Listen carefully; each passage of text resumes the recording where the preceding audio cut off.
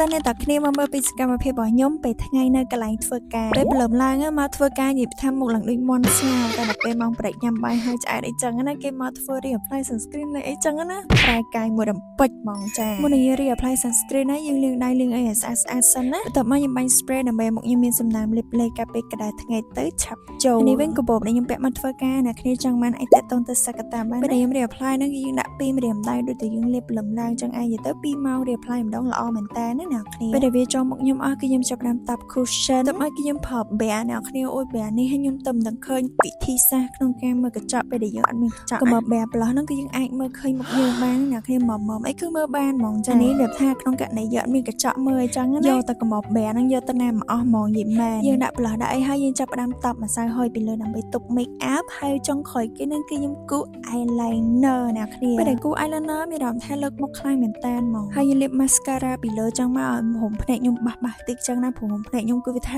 ដេកហ្មងអ្នកគ្នាវាចុះខំហើយខ្លះគេរៀងភ្ញាក់ដែរណាមកធ្វើការមុខឡើងដូចមន់ស្ងោរឡើងស្រេកស្រាំងសក់ឡើងប៉ះដល់ពេលប្រេកហើយមុខផ្សេងអញ្ចឹងហើយចង់ភ្ញាក់ដែរអញ្ចឹងសកម្មភាពដ៏មមាញឹករបស់ខ្ញុំពេលថ្ងៃហ្នឹងគឺមានតែប៉ុណ្្នឹងទេអ្នកគ្នា Bye guys, see you guys in the next video.